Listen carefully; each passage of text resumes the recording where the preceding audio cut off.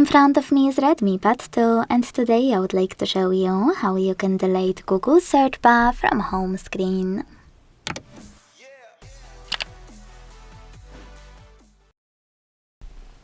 Begin by holding your search bar and waiting for this pop-up to show. When it does, hit remove and wait. As you can see, after a few seconds, my search bar was successfully deleted. If you want to restore it, hold your display.